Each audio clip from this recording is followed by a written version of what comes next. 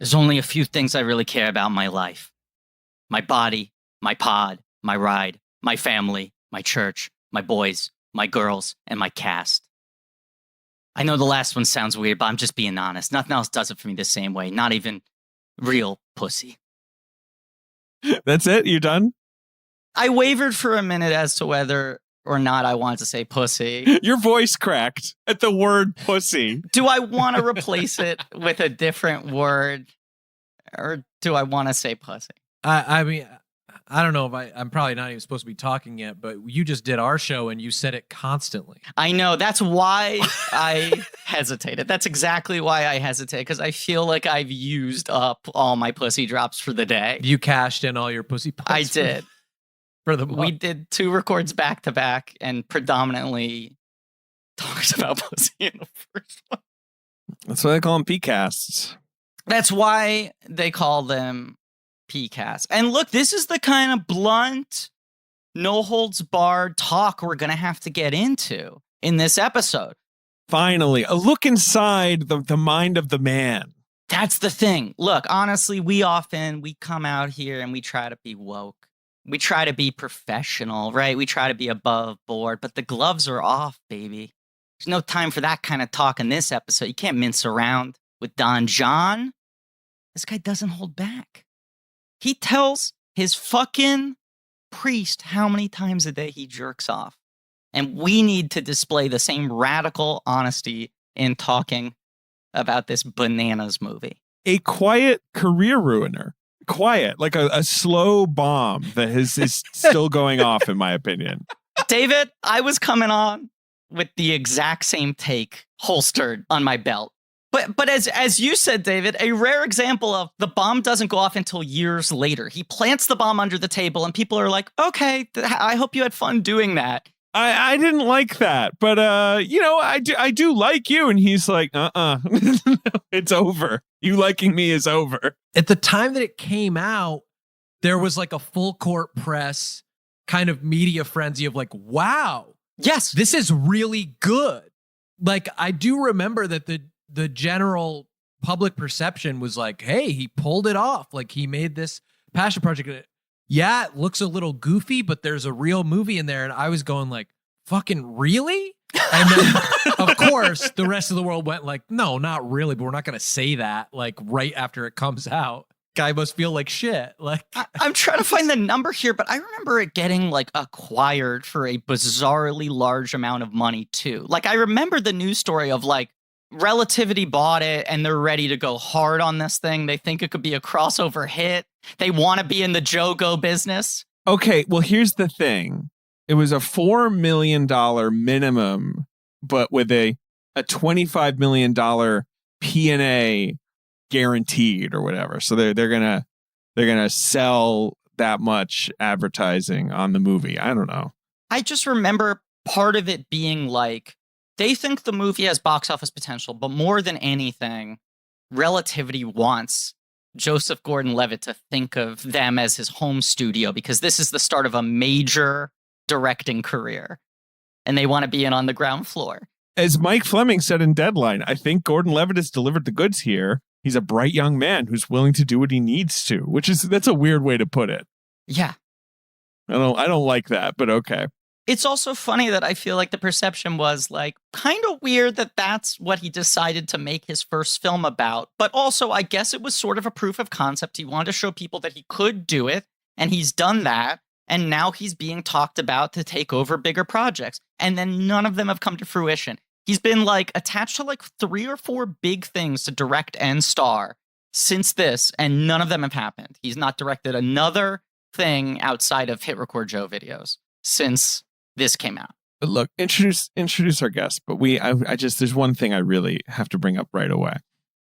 Well, this, of course, is Blank Check with Griffin and David. I'm Griffin. I'm David. And it's a podcast about filmographies. Directors who have massive success early on in their careers are given a series of blank checks to make whatever crazy passion products they want. And sometimes those checks clear, and sometimes they bounce, baby. The half commitment there, 1/8 commitment there to doing the voice. Do the voice. I don't know. What is it? It's like so hard to do it and not feel like, oh, I'm just doing an all that sketch. But the answer is he's playing this entire movie at the level of an All That sketch, you know? Not just in All That. I do want to be introduced at some point, but not just in All That sketch and All That, or like SNL sketch. And it's a host performance. Yes. That's correct.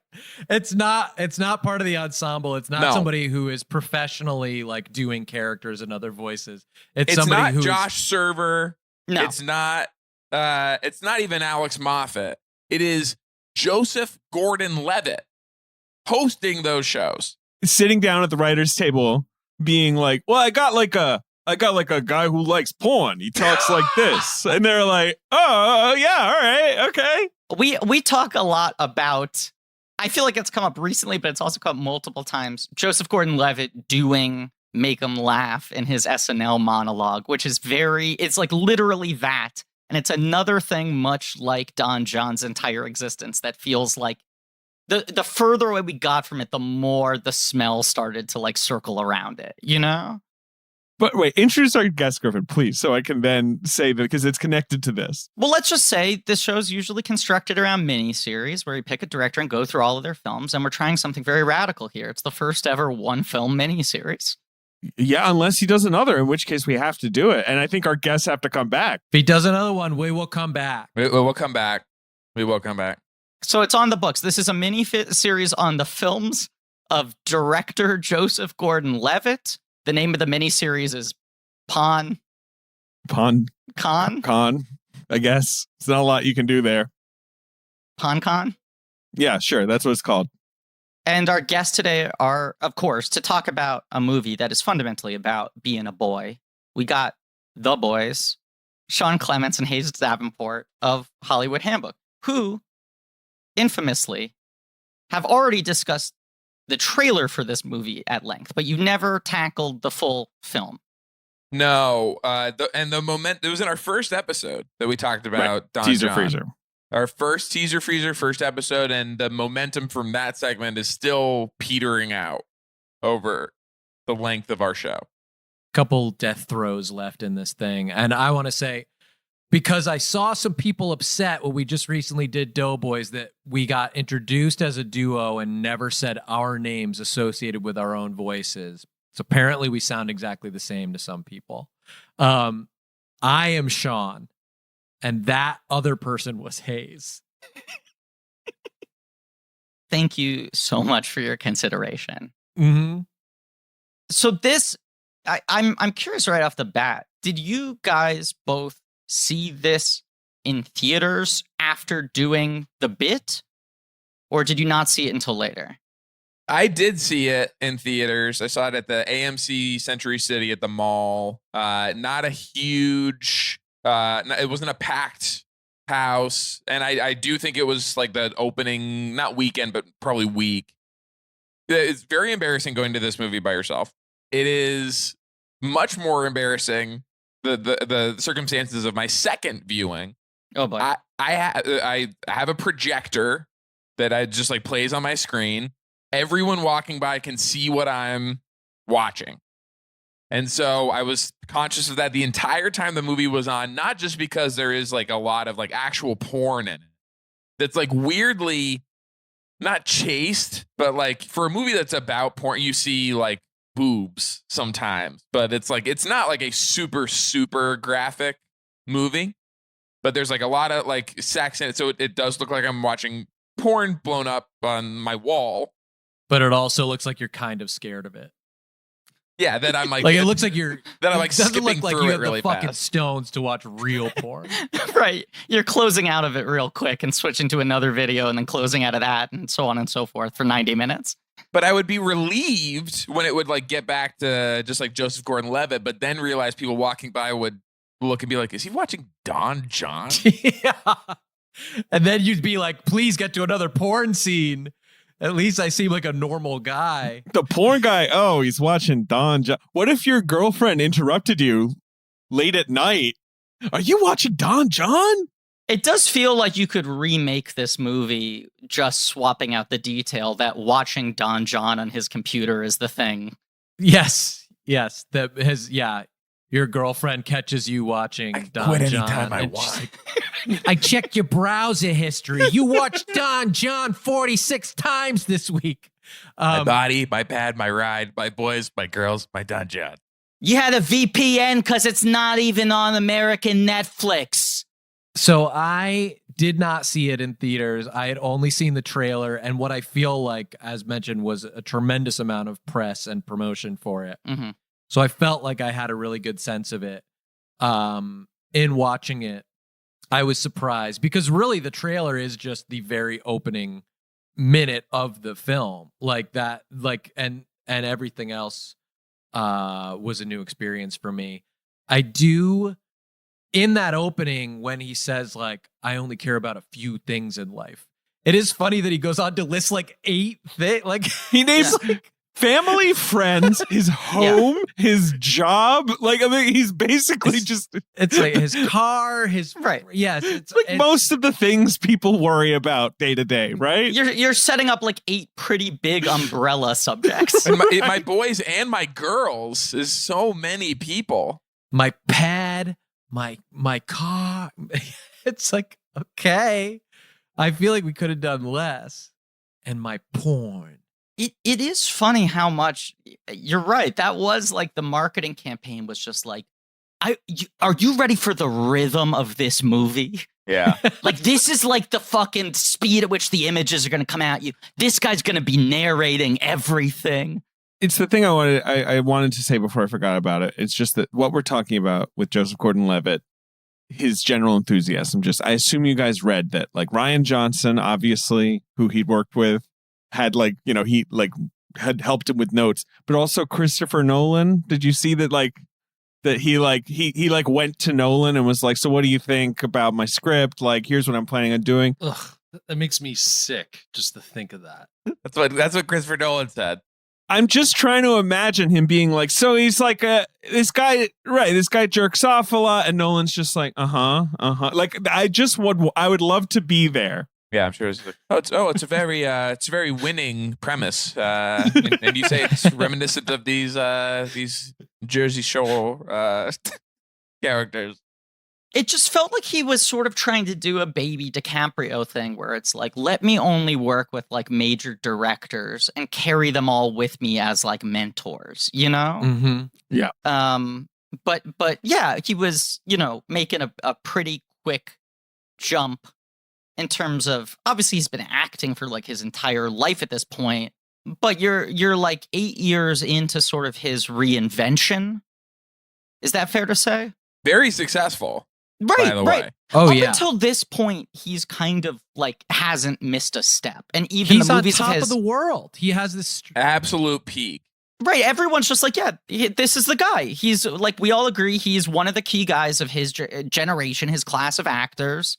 He's good in supporting roles. He's proven himself as a leading man. He works in multiple genres. He's got the goods. Romantic comedies. This totally works. Action movies. Yes, you're cool. This He works. could do small indies. He could do character work. He can just be movie star charisma. Yeah. And it was the DiCaprio thing where he had been on a big network sitcom, and it was like it was like the kid from Third Rock is doing like a Greg Araki movie where he's like like a hustler, and it was like, yeah, he is, and it's fucking good. He's doing a good job. That was sort of his Gilbert Grape, where people were like, holy shit, this guy can act. And then it's just like up. Yeah, and you're like, oh, he must have really like smart instincts or whatever. And then he's just like, can I set all of that on fire in a matter of like seconds? Yes. Because I feel like he's also one of those guys where whenever you read interviews with directors he had worked with talking about him, they would always kind of say that. Like, I feel like Jonah Hill was another guy like that at this time, where people would be like, you have no idea how smart this guy is. He really sees the whole picture. He's going to start directing movies and blow people away. But this is the whole, because I think he is unambiguously good in a lot of these movies that are leading up to Don John, right? I really do enjoy him. And I know we make fun of him in Inception, but, I think he's doing what that movie wants. He's good in it. But, like, he's good in, like, the 50-50, Dark Knight Rises. I really love Premium Rush. Looper. Premium Rush rules. I like that. I saw that in the theater. That was great. Yeah. And like he's usually playing kind of cocky guy. Like it's like he should be more annoying than he is. And he's like, you know, kind of getting the charm across. He does Lincoln the year before this. His movie right before this is playing Lincoln's son underneath Daniel Day-Lewis in a Spielberg movie. Yeah. And then he does this, and it's not like post this, it's Sin City 2. I'm talking about, these are his major roles. The Walk, The Night Before, Snowden, and then like a 4-year break post Snowden, and then like whatever he's been doing recently. It's like, it's close to alarming. Like, I almost want to know. I know he had kids. Maybe he's just like, maybe I want to just like raise my kid. I don't, but I think it's just that this movie is so embarrassing. It's not even noxious. It's just like, you're just like, oh God. Like, you just feel awful watching it. You feel tingly. I did text Griffin that like between this and 500 Days of Summer, he made 2 of the most rapidly aging films in history where they were like so instantly out of date. And like that one, like just is like, it's criminal. And then this one, just the fact that he's doing like Jersey Shore guy stuff, like it is that fucking gym tan laundry thing. And it's at the very, very end. Like it's just barely culturally relevant when he does it. So even watching it now, you know, whatever, it's 7 years later or something. It's just like, holy shit, I forgot this was even a way that we were saying people acted. Because it's so cartoonish. Because obviously those, you know, the situation and Pauly D and shit we're playing it up on the fucking show.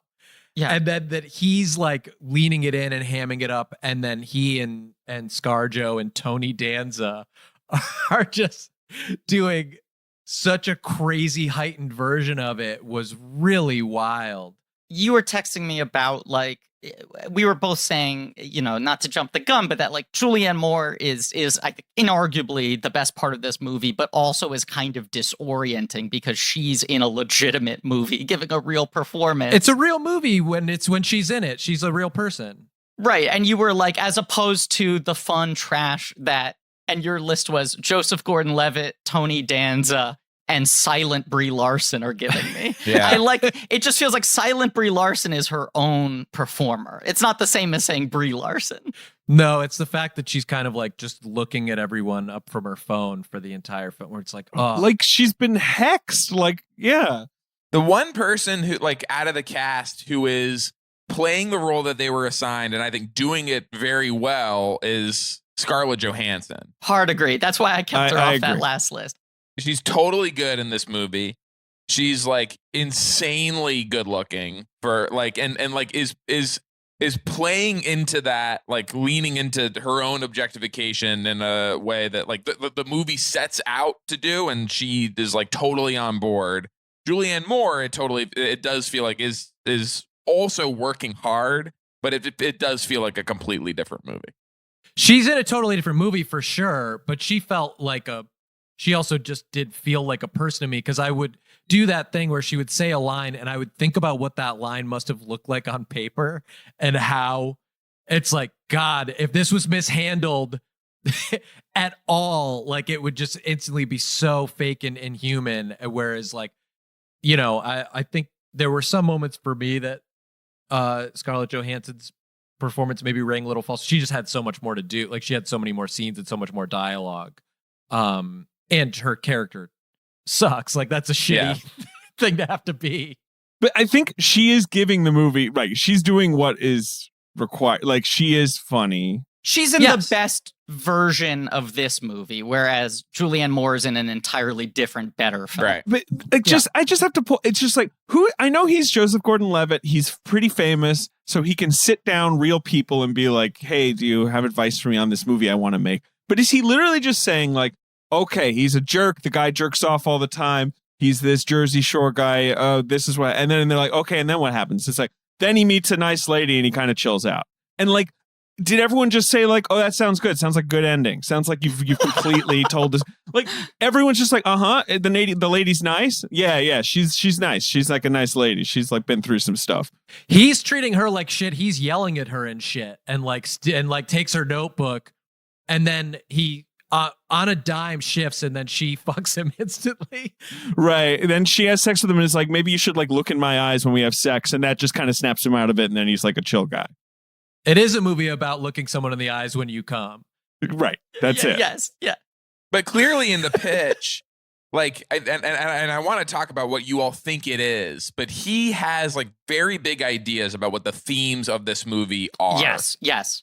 And it has to do with something like it's about image, and it's about like, you know, like these Jersey Shore guys that are all about like image and like their public presentation around that. And it's about society and how they create these like false versions of love. And it's about like a guy who like is all about this, is like addicted to the false version of like love that like porn and Carl's Jr. commercials like put out. And then he finds something real.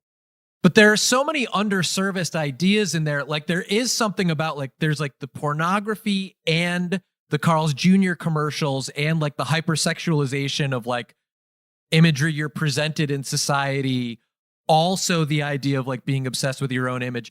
Also this barely touched upon idea that like romantic comedies are unrealistic and that is porn for women and that is emotional porn, which I guess is under the same umbrella you're talking about, where it is this like false idea of what love is, but it's just like we're presenting these two different angles, but that gets abandoned. And like Scarlett Johansson loving those movies, the parallels never totally drawn. It just kind of like dropped there and left alone, and then like just brushed aside along with everything else, just so that he could then like have sex with Julianne Moore twice and then be like, yeah, that's. And then when the credits came up, I was actually surprised. I was like, oh, they're not gonna wrap up anything like, No, which fine. no, it's just a cure-all.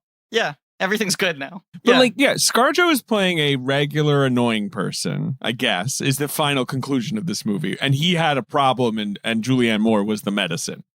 Right. But the movie does to her in a weird way what the Carl's Jr. commercials are also doing, except worse, because it's like showing off her body and like her image in this like a hypersexualized way, making her just like a sex object, but also she sucks. Also, right. Turns out she's kind of like retrograde. Right. She is. It sort of presents that first thing where she like starts dry humping him in the hallway and makes him agree to go to night classes, as if like this man who is addicted to porn and whose only like reward drive is for sex. Now the sex is being used to steer him towards improving his own life. Like that is the very first blush, like look at it, but then it becomes like this woman is a manipulative asshole who just wants someone who's totally under her control. But then his buddy is like, but you're going to finish the night class, right? Like, yeah. And we meet Julianne Moore and she's like, this class is boring. So you're supposed to be like, okay, I guess she's real. But are we supposed to think this class is like good or yes, not? I'm like, is it good or not that he went to the class? And if it's good, then is it good that she made him do it?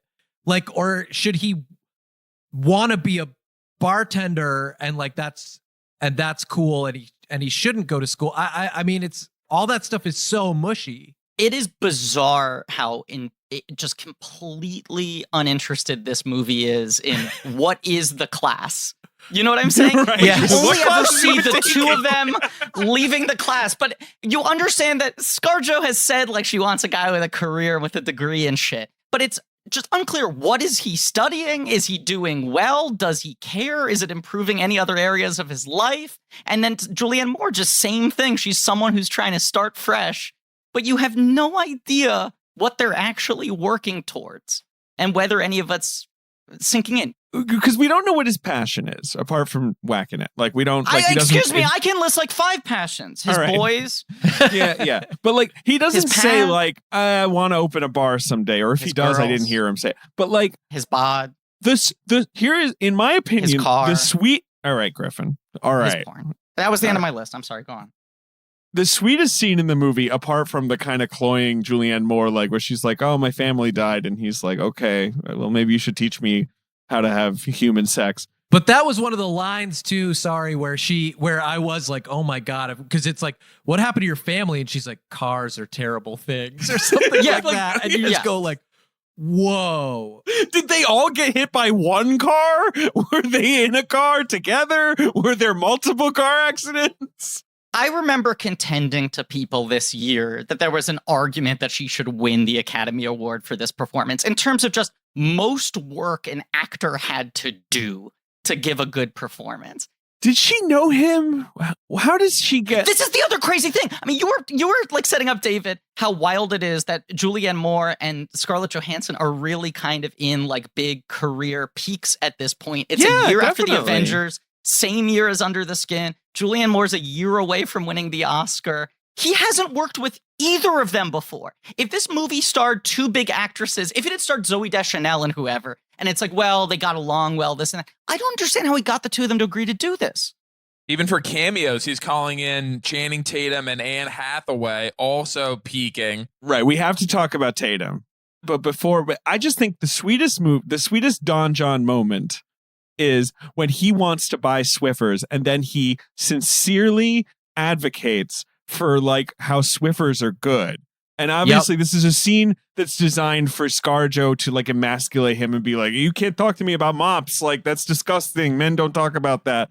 But he likes to keep his apartment clean. That's okay. I don't know. The only time I connected to Don John was when I was like, oh, this guy, I don't know. He seems to have gotten into having a nice apartment. I felt bad for him. Most of the time I don't like him, but I was like, come on. Like, well, yeah, because the first 20 minutes of the movie, he's like, I fucking love Pornhub and I hate sex with women. It's so boring. And I'm just like, this is a weird opening pitch, buddy. Like, but they do that at the cost of Scarlett Johansson's character, who you're supposed to believe has a really strong stance of whether or not Don John is allowed to clean his own apartment.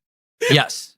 It's also, in any better version of this movie, the point of that scene isn't, look at how much of a bitch she is. The point of that scene is, oh my God, I've never seen you get this passionate talking about anything.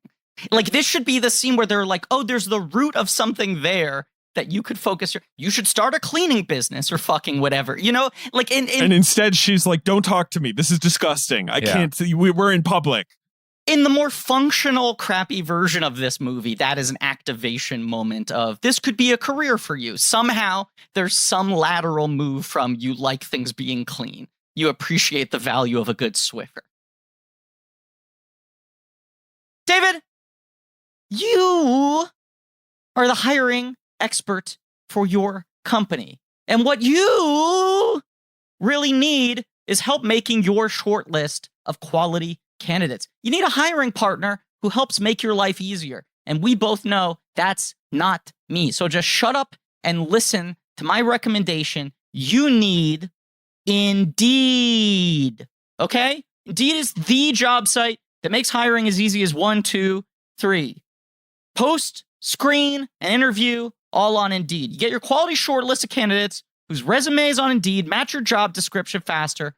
You only pay for candidates that meet must-have qualifications, and you can schedule and complete video interviews in your Indeed dashboard. Indeed makes connecting with and hiring the right talent fast and easy with tools like Indeed Instant Match, giving you quality candidates whose resumes on Indeed fit your job description immediately. And Indeed skill tests, that's another thing they offer that on average reduce hiring time by 27%. You could choose from more than 130 skill tests and then add your must-have requirements so you only pay for applications that meet them. According to Talent Nest, Indeed delivers 4 times more hires than all other job sites combined. If you're hiring, you need Indeed. And look, I have to read this. I have to read this following thing.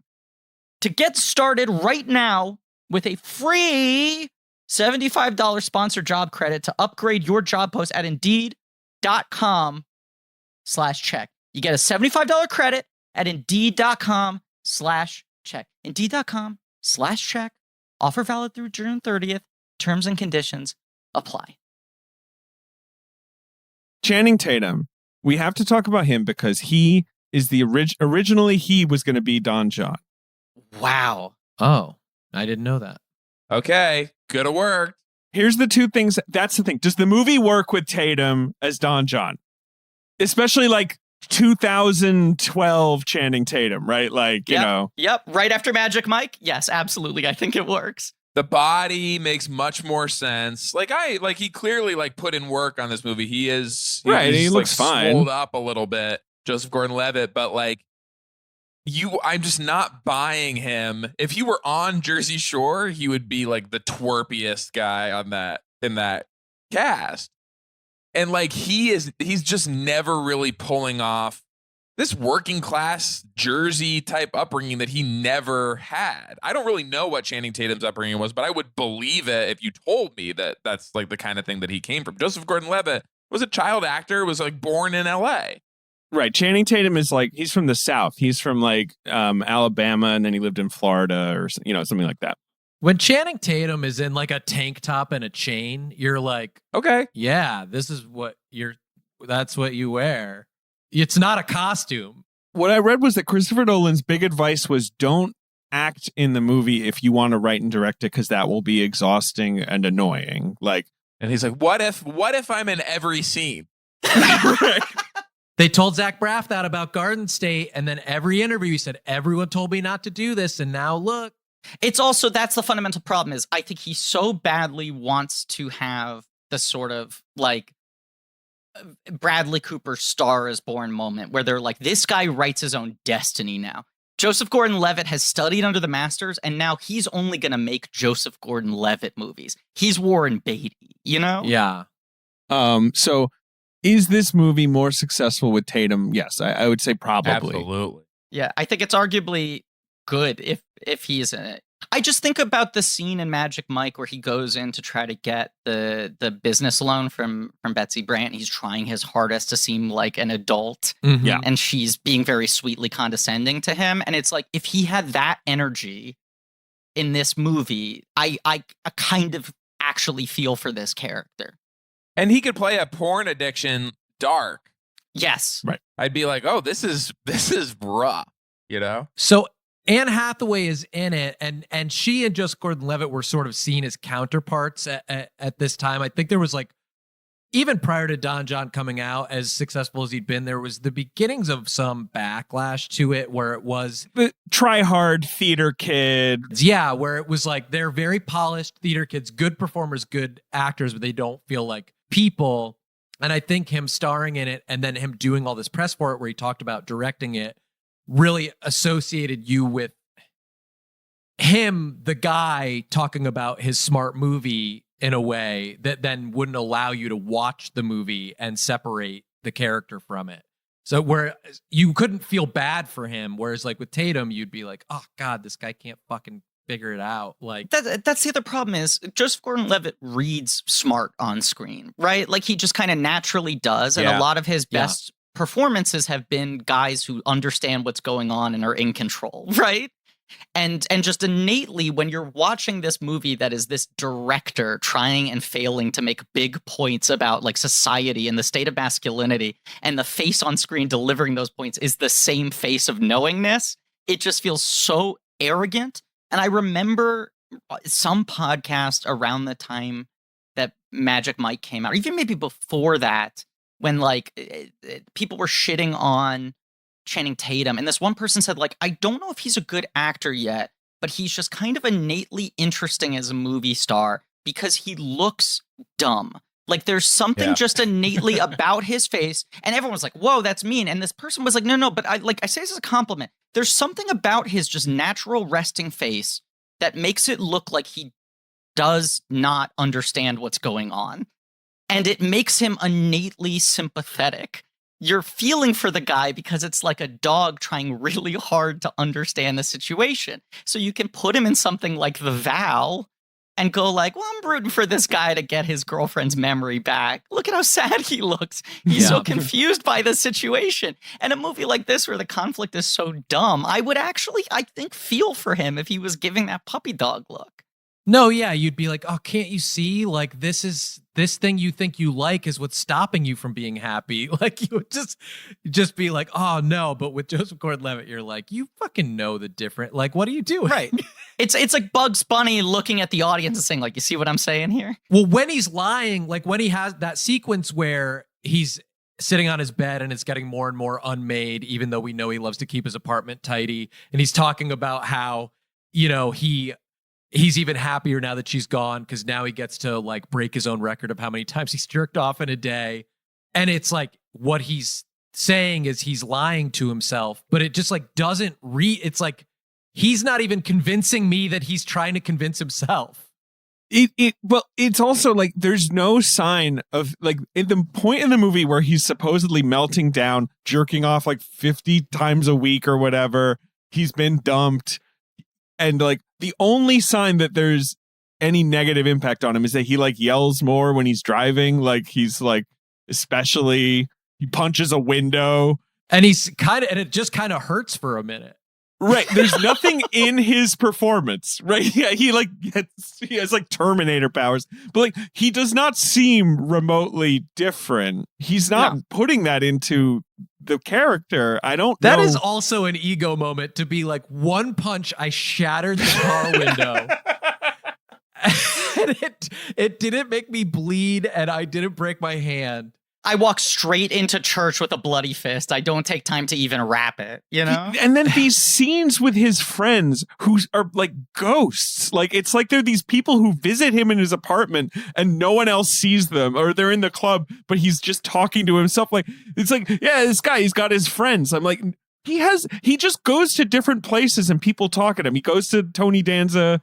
He goes to the family. They yell at him. He goes to his pad. They yell at him. He just does not seem like a human being at any point until the last 20 minutes. The Channing Tatum thing is really interesting. Like, it's got me so Channing Tatum, I think, fought against that, being pigeonholed as a dumb guy. The himbo thing. Right. Yeah.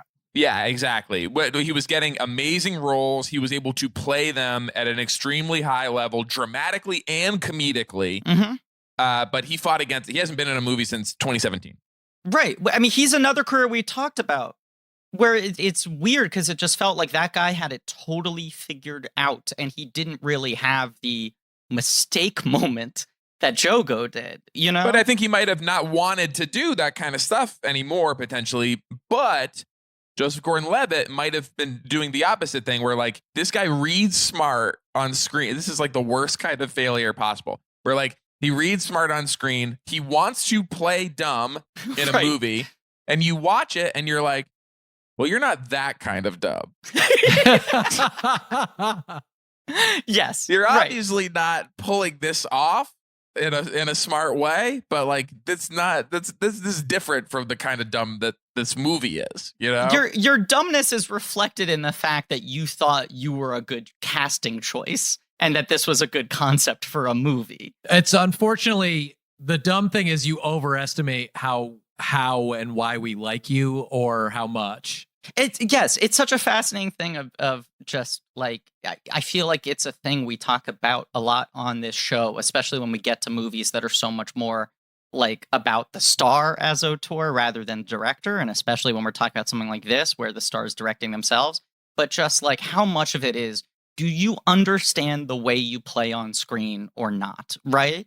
And the fatal like missteps that people can make in their careers are totally misinterpreting how they play on screen, how the audience thinks of them, and even worse, which I think is what Gordon-Levitt did, thinking I can do anything. I'm a blank slate. I'm malleable. I can reset every time and make the audience establish a whole new relationship to how I play on screen. What's weird is it is choices. It's just bad choices because like I've seen in movies in Mysterious Skin, he plays really dark in that movie. Like he can put on that face. But for this character, Don John, he decided that he should have like a DreamWorks smirk. Yeah. For like most of the movie.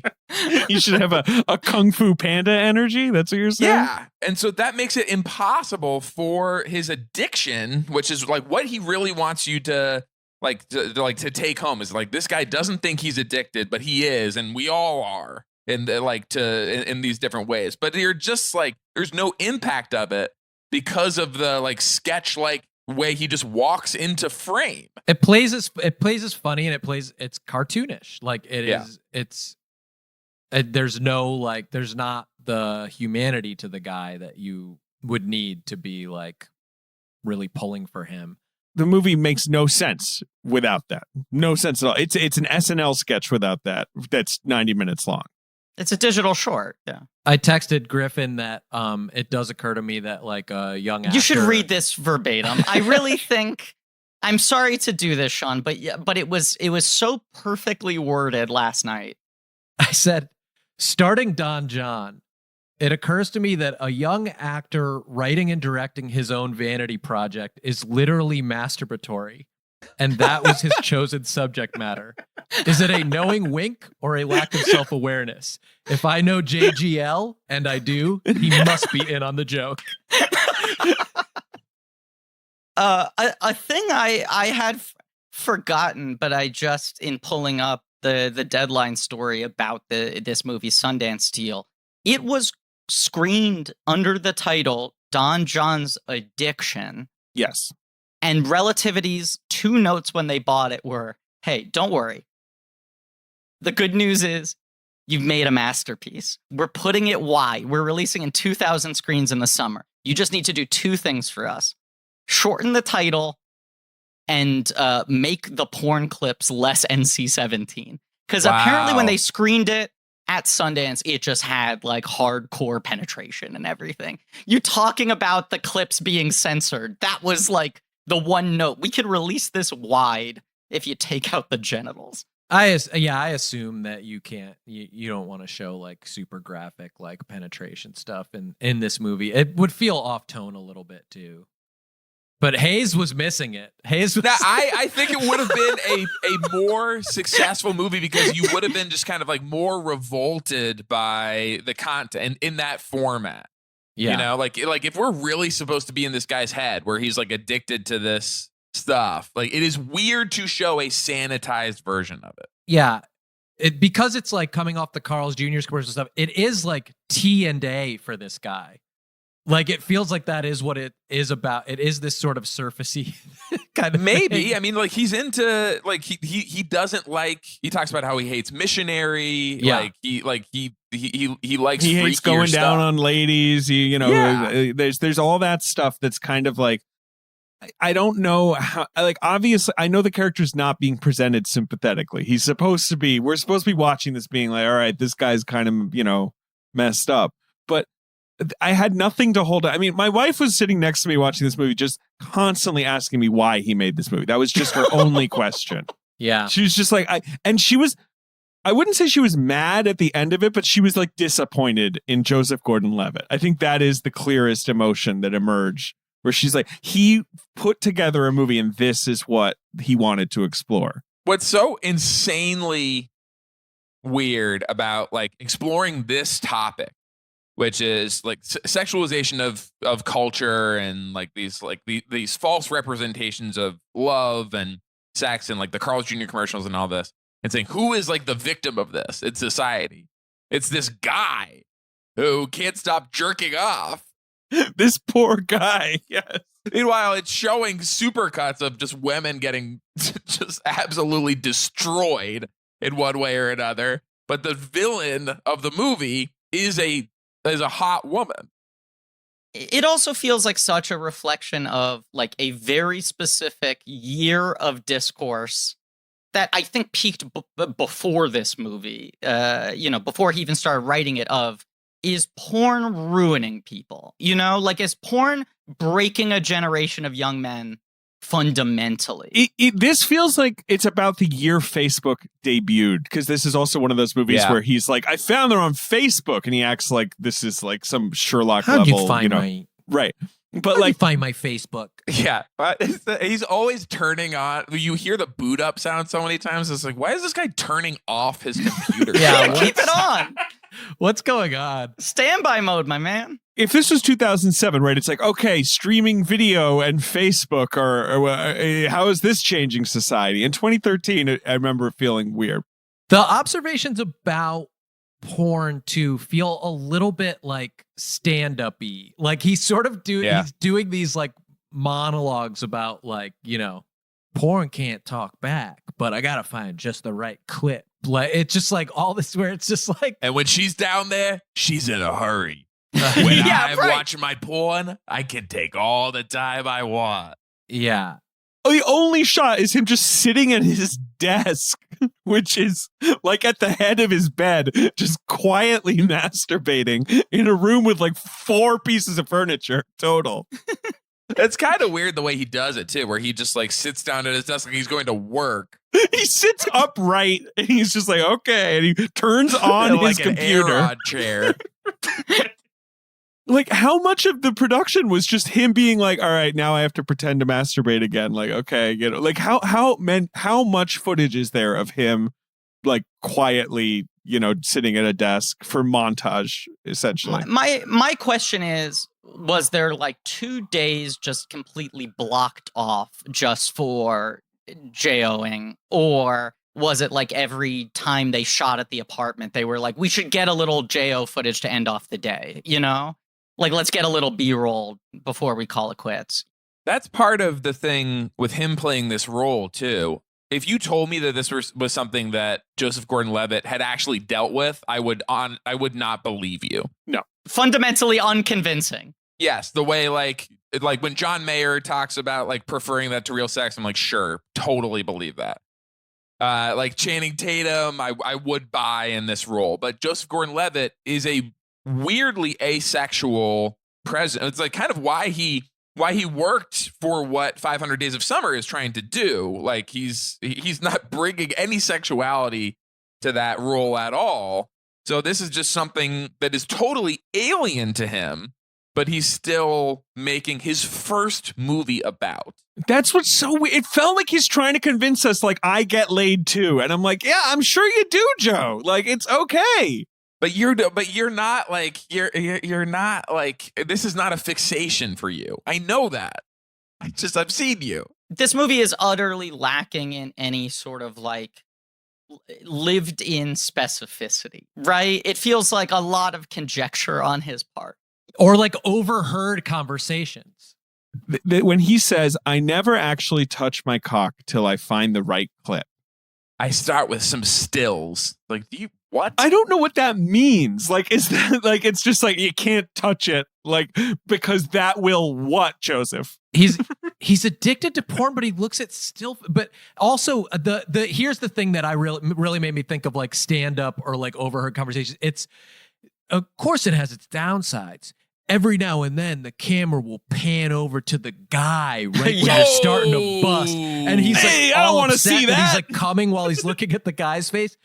And I'm just like, this is so old, this like bit. Like it's insane. This is not an issue you've had. Right. How can you be that deep in a porn addiction where you jerk off multiple times a day, but you're still like, but I don't want to see anything with a dude, though. Like, you haven't gone down any rabbit holes at all. It does feel to me like this is the cinematic equivalent of like the kid at school who tries to convince you that he's lost his virginity. Yes. Except the thing he's trying to convince you of is that he's masturbated before. Like, this is Joseph Gordon-Levitt, the director. It's like, yeah, no, I totally know what masturbation's like. You look at some still pictures. You don't touch it for a while. Rule number 1, don't touch the cock. Don't do it until you're ready. You got an hour of buildup before you can even lay a finger on it. How many times a day? 11. Yes. D-teen. I've watched porn. I love it. The boobs, but man, it sucks when there's a guy in it.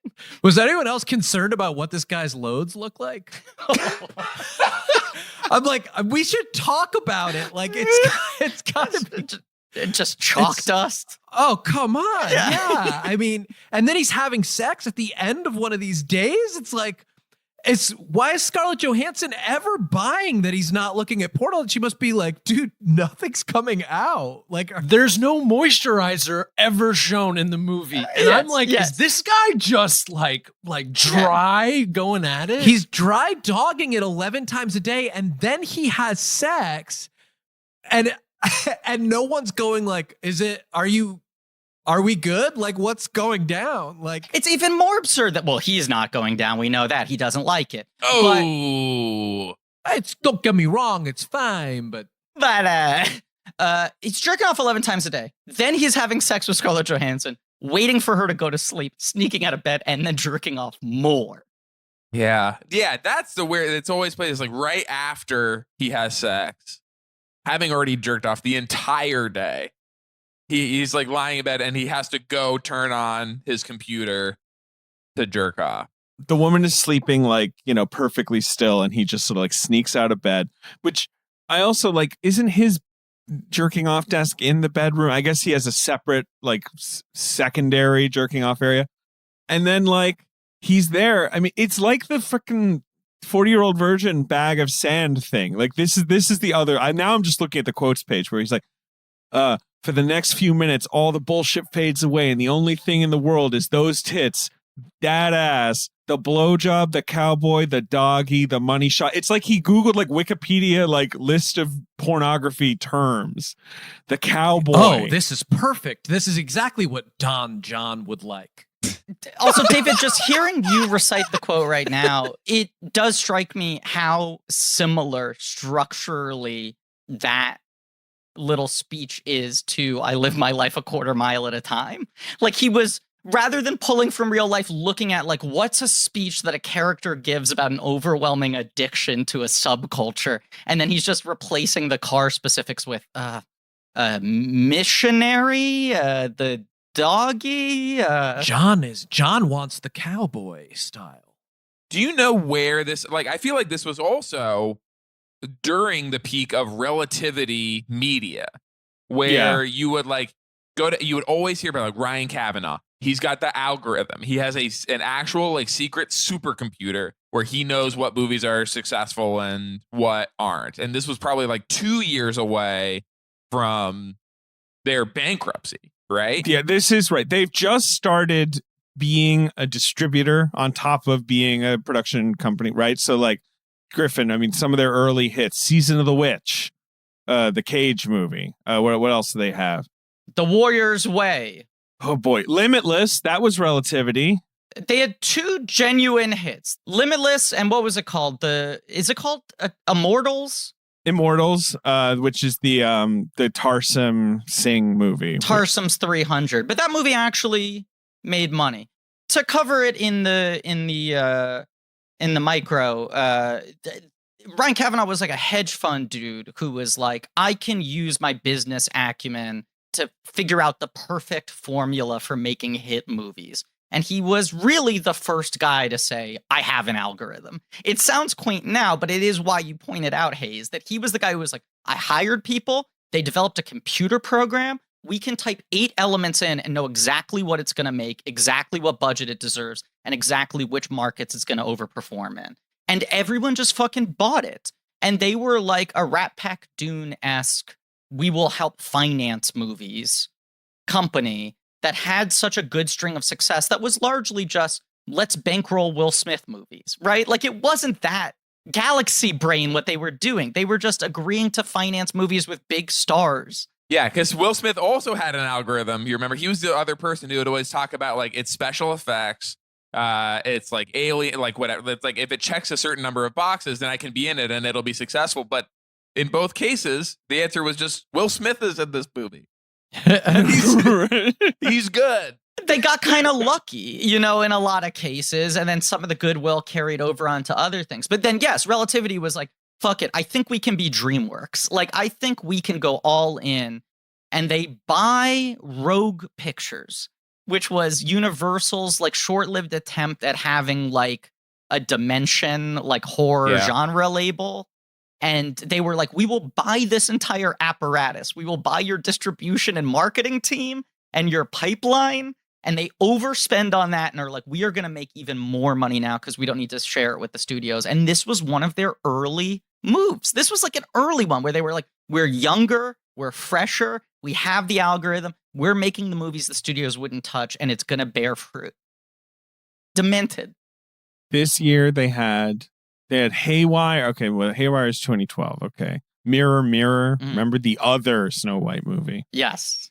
In 2013, right, Don John. The Family. Remember The Family with De Niro and Pfeiffer? Oh, Movies that really Jesus. don't exist. Yeah. Like the like Haley Steinfeld Romeo and Juliet movie. That Keanu Reeves movie 47 Ronin that cost like $1 bajillion and nobody saw it.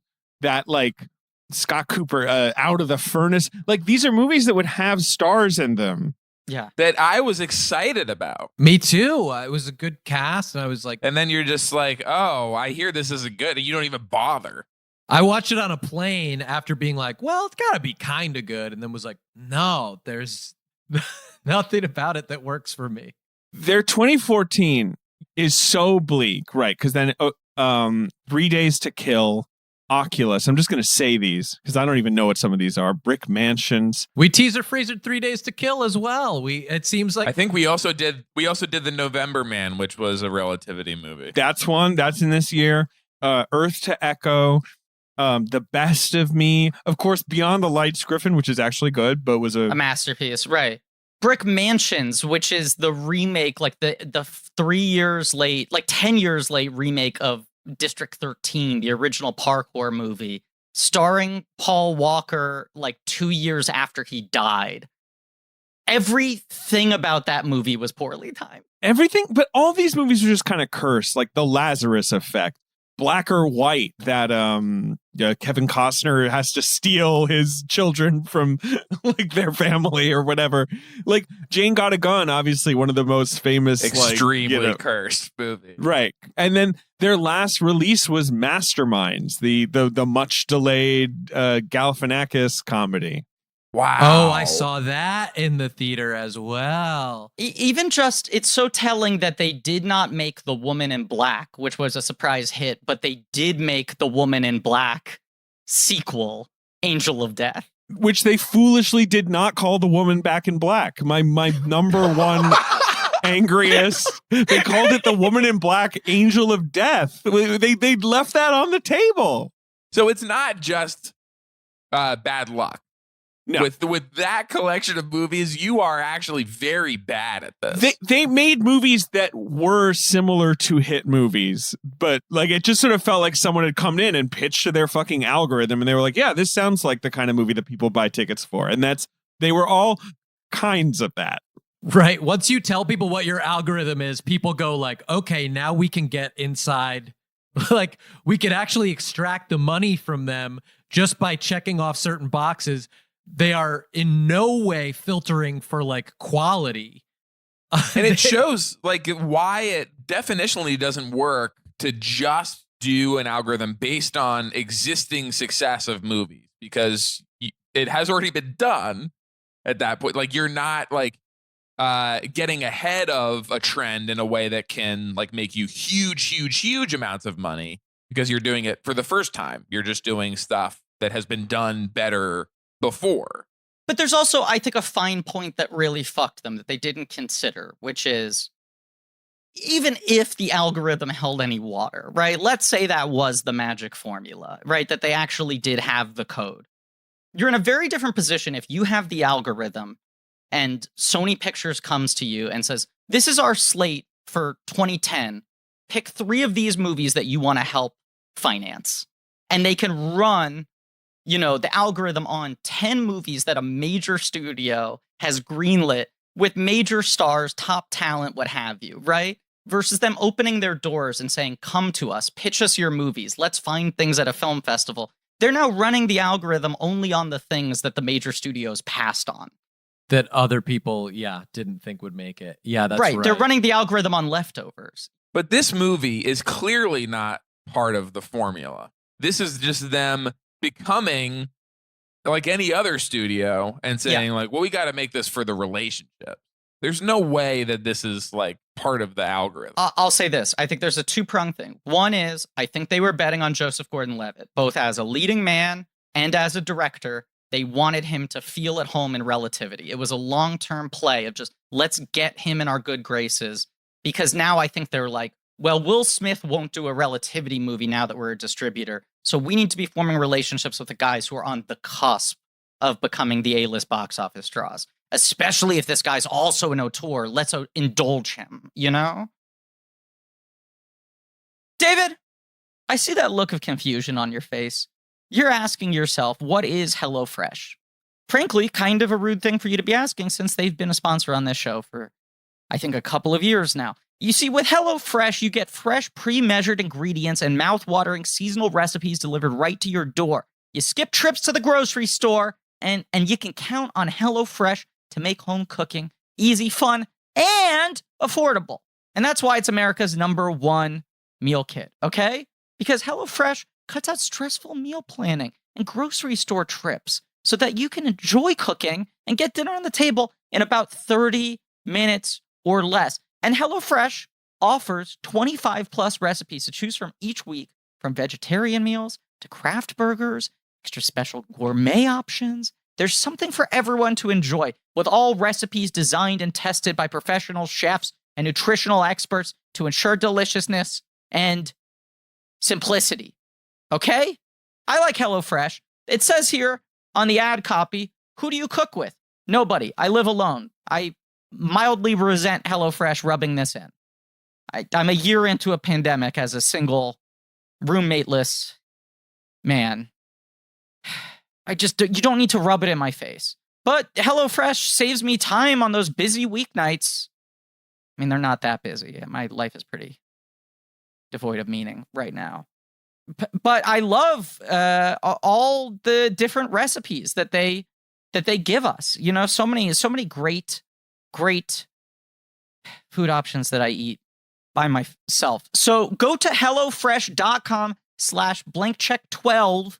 Use code blankcheck12 for 12 free meals, including free shipping. Okay? That's HelloFresh.com/blankcheck12 and use code blankcheck12. You got to do both. You got to use the URL and the code. That's HelloFresh, America's #1 meal kit. And hey, maybe you've already tried HelloFresh, or maybe you tried Green Chef, a different company that used to advertise on this show. Well, guess what? Green Chef is now owned by HelloFresh, and with a wider array of meal plans to choose from, there's something for everyone. I personally love switching between the brands. It's one of the only things that gives me joy these days. And now my listeners can enjoy both brands at a discount with me. So once again, go to HelloFresh.com/blankcheck12 and use code blankcheck12 for 12 free meals, including free shipping. But then here's the other thing. Joseph Gordon-Levitt has HitRecord, which I think he's like fooling people into thinking is like going to be this hub of talent. Like, right. Is this that early sort of Twitter era where it's like, hey man, I'm just going to the people and people are giving me movies and all that stuff. He had this really cool idea that people could make videos and like put the videos online. No, hang on, Griffin. Yeah. The videos would be available online. And so you'd be watching this video from somebody who wasn't, they weren't a famous filmmaker. They were just like, some buddies with a camera, and they actually put it on the internet on a website. And so this is what hitRECordjoe was all about, which no one had sort of thought of this before. You're missing, though, what was kind of his key differentiating factor, right? His competitive advantage, which was they don't pay you for the videos. That's where he really kind of revolutionized the space. You're part of a community. They pay you in community. Right. You get clout. It's good for the resume. Yes. Well, and your video could be introduced by Joe being like, hey, man, this guy hit the shit out of record. This guy was, let me tell you, this one coming up, he was hitting record so hard and leaving it recording for the entirety. So, and then he'd go, I hope you enjoyed that. Damn, the record got hit, huh? And then ultimately, they always do have to hit stop. So please come back. We'll be hitting record again tomorrow. He had this affectation at the time when we talked about the trailer that he introduced on our first episode. Right. He's doing a voice. I remember this. Where he would begin all these videos and he would go, are we recording? Like as if he was like fake.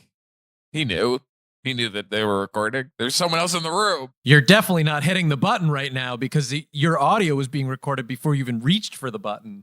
I remember this from the teaser free. So he's like, hey, like, or regular Joe here, or ordinary Joe, Regular right? He had Joe some like here. Yes. regular Joe. That's his other thing. He would do intros on trailers, not only this movie that he directed, but you can see there's this incredibly weird artifact that is Channing Tatum and Joseph Gordon-Levitt, the two best friends in the world, disliked the way Paramount was promoting Stop Loss, the post-Iraq war trauma movie that they were only supporting characters in. And so they cut their own trailer that they thought was a better pitch for the movie and upload it themselves and have a similarly bizarre intro where they're like, hey, I'm Joe Levitt and I'm Channing Tatum. We really care about this movie. We worked really hard on it. Just a couple friends really putting their heart and soul into something. That was Kim Pierce's, like, her big Right. follow-up. Big that flop. Also, like, yeah. I have a quick, as we were walking through Joseph Gordon-Levitt's career, I have a small personal story it reminded me of that maybe Hayes will remember. This will go into the list of times that I've like immediately kind of alienated myself from my bosses upon getting a new job. But but it's related to Brick. So do you remember, Hayes, when we had that lunch right at the beginning of The Grinder where you and I sat next to Nick Stoller? Yes. And he was going like, he was just like waxing poetic about how he had just seen Mad Max for like the third time, Fury Road, and was just like, it's unbelievable. It's the greatest movie I've ever seen. I can't fucking even understand like how they made it. Like, it's so good. And then I, having never met him before, and he is, you know, a nice guy by all accounts. We have mutual friends, but I had never seen him before. And I just turned and for some reason went like, it's a good car chase. and which was like a little bit my bit about like when people would talk about that movie. And then he immediately got kind of mad and was like, thought I was like shitting on the movie or making fun of him for liking a movie that was just a car chase, and just like goes like, okay, man, like what do you want then? Like, what fucking movies do you like? Me not being able to break out of the bit goes, I only watch modern noir. And I said, like Brick? Really and brutal. Then he went, okay. Like, Wow. like Brick's pretty good. was actually cool about like, I had an answer. Like I was like, no, there's a specific kind of movie I like, and this doesn't fit in that category. And that actually was good enough for him, which was super generous. But like, then we never talked again, and he just immediately, I think, was like, this fucking guy, I don't like him. But Can I share my final little piece of theory on why relativity went so hard for this movie? Sure. I don't think I've maybe shared an anecdote about this before on the podcast, but I in 2009 was an intern for Relativity for a week so that I could get a badge at the Cannes Film Festival and sneak into movies. It was like through like a family friend, a friend of friend had an in with Kavanaugh, and they were like, you know, if you can fly yourself there and find some place to stay, they'll like give you the badge and the accreditation, whatever, you could see movies.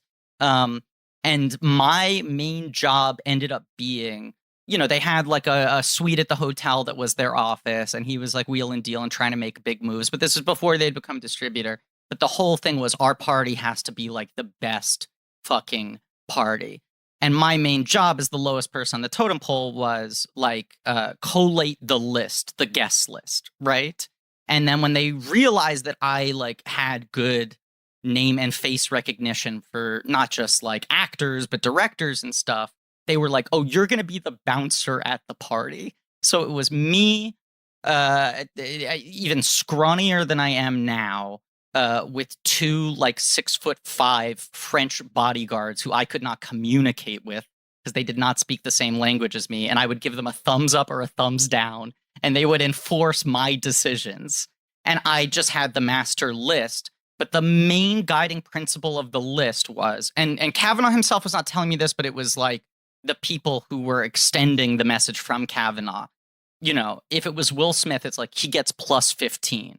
this is Will Smith's best friend. He gets plus 10, right? We want anything in the world for Will. Anytime it was an actress, if he knew they had a boyfriend, no plus 1.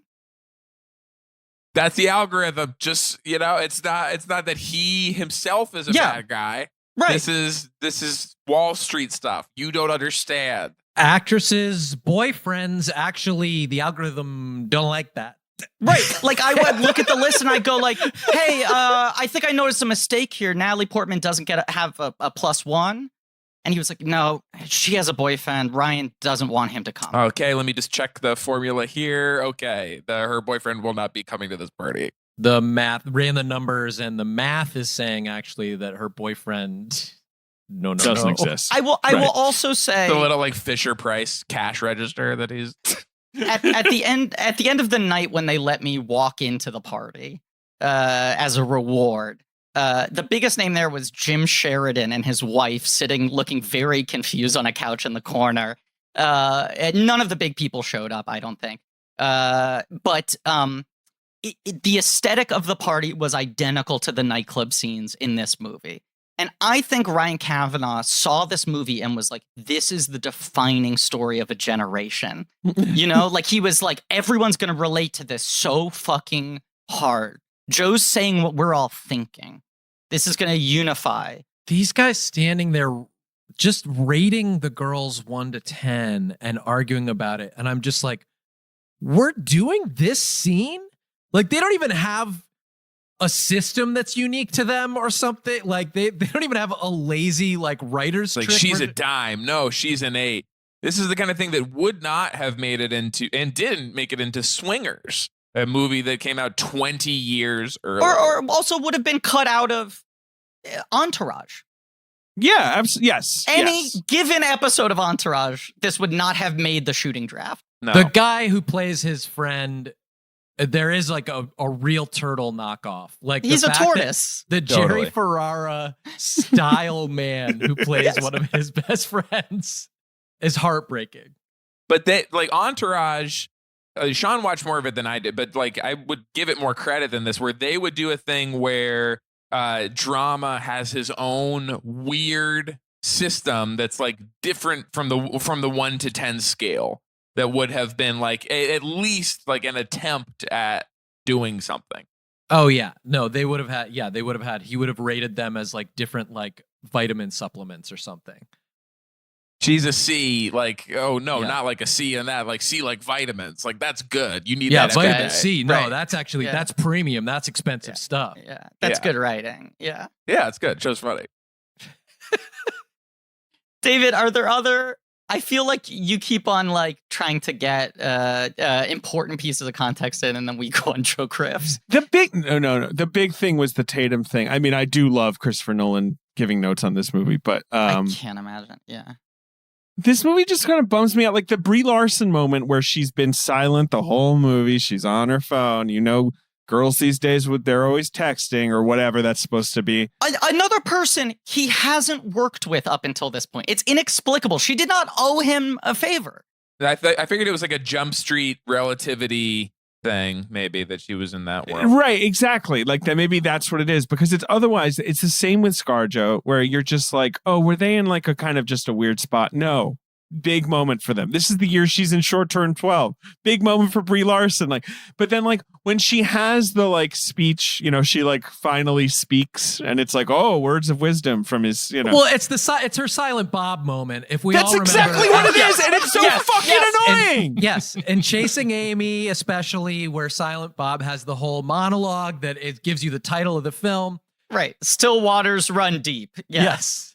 It's been silent the entire time, but then he gives you the premise of the entire film is delivered by this character who's never spoken.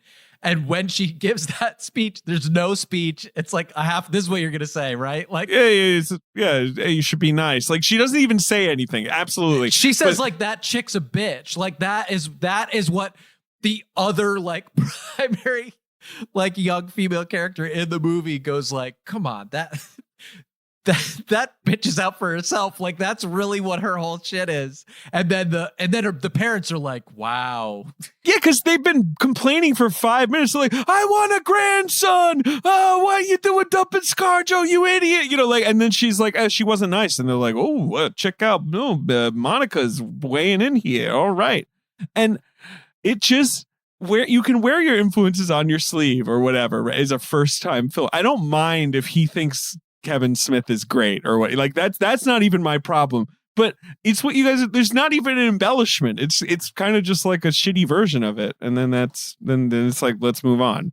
Yeah, it wasn't just Chasing Amy. He did it in Clerks too. Silent Bob never speaks. And then he says, there are many beautiful women in the world, but not all of them will bring you lasagna at work. And this was, in fact, an homage to. It's a bad homage to that. Yeah, it's not even as poignant as the lasagna at work line from Clerks. It is fascinating, like just him as a writer, you feel like Chasing Amy must be, in his mind's eye, the thing he's striving for, which is like people saying like, you know, I mean, look, the thing's kind of a mess, but like he's got a lot of ideas. Joe's got a lot to say. You know, he's really digging into stuff. But even the argument with like talking about the parents, the arguments he has with his dad are so substance free. It's just like about like whether or not his dad knows about TiVo. And it honestly does sound like Chuffa in like, but it's an entire scene of it. Like, what, you know about the TiVo? Like, this records the TV. You don't know about this? I'd love to have a TiVo. Who are you in love with? He says he loves TiVo. It's so sad. But like also the performances, I love Glenn Headley. And I think she's actually good in this movie. It's very sad that she died. She was wonderful. Very sad that this is one of her last films. It's terrible. Tony Danza is horribly written. He is also very bad in this movie. He's also made up inexplicably. It looks like he's wearing rouge at every sequence. He looks like La Bufona and like some Commedia dell'arte project. It's totally inexplicable why his cheeks are so red. It looks like he has eyeliner on. It's only him that got this treatment in the movie, and he's supposed to be like a classic Italian dad type thing. But he and his son both have very strange bodies for these roles, where they're weirdly just like too wiry. Like they should be a little overweight. Do you think that by casting Tony Danza, he thought he was doing a reclamation project? Like, This is going to be his Boogie Nights.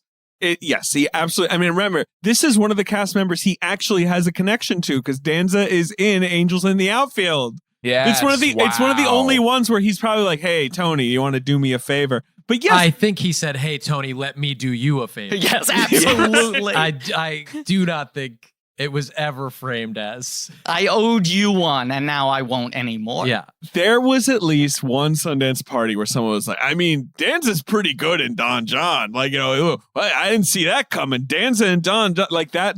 Someone tried to float that narrative. Yes. Somebody was like, yeah. And then was like looking, like reading, like, do you agree? Should I try to get him in something? Yes. Right. Danza's pretty good and John, yes. We're thinking, no, it's just no. I know, no. I'm doing ironic bits. One reason, I mean, that's kind of a bummer. Like to what you're saying is like original idea, like that he got like 10 million or something to make. Like it's like the size of movie that we lament like doesn't happen and like doesn't get this kind of distribution, doesn't get this kind of promotion, and made it more difficult for that to happen again. Not because of the box office. Like I think it did fine. Yeah. Especially compared to like what it cost. But it's one of those, it's like a Hangover 2 phenomenon where you're like, okay, well, Hangover 3 is not gonna bring this in. We're not gonna come back for more of this. Right. It comes back to haunt you. The other thing is, I mean, talk about like that's his whole thing as a writer, right? The like, I just want people to see I'm overflowing with ideas. I have real things to say. I'm not trying to just entertain people. You know, I'm trying to start a conversation. And then as a director, this movie has the energy of like a music video commercial guy making a movie for the first time who's like, look at all the tricks I can show off. When he throws a cumwad in the garbage can, I'll drop the sound of emptying the trash on your computer. So he's doing like two different types of over-eager first-time filmmaker at the same time. And it feels to me almost like a strategic thing of like, well, once I prove myself, I'm going to be making big studio films. This is the last time I'll be able to experiment this much. My next feature is going to be on rails, you know? I'm going to be gunning for Best Picture. Yeah, exactly. He'll be making Captain America at that. You know, like he's going to get snapped the fuck up. I'll be tied into these big franchises where there's fan service as an element of it. And so this is really my freedom period. I have to leave it all on the table here. Like I have to take a shot at the Catholic Church, which I will do. I'll point out that the confession system is busted. I'll sneak that in at the end of my movie.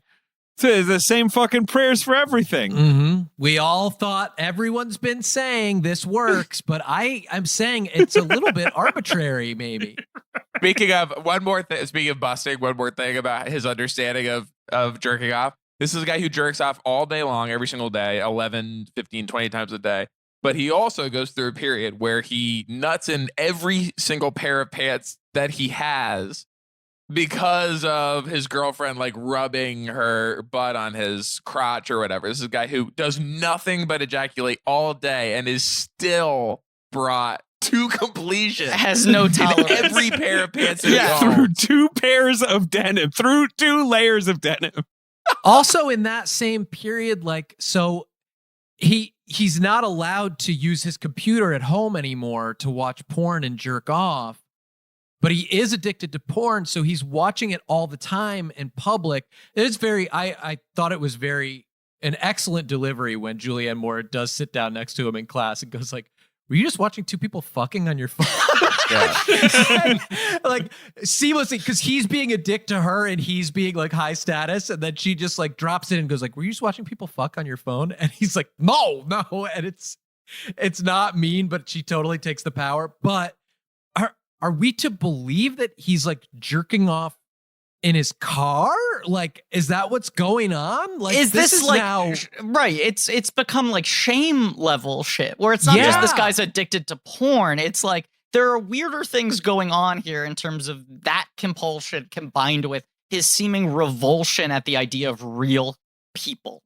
Like it's so close. Like he even has like Requiem for a Dream style cuts and stuff when he's like going through these sequences. But like he manages to not even come close to any level of darkness about what like he thinks is a very dark subject. Yeah. I just want to circle back. Like one of the major ills that is haunting society.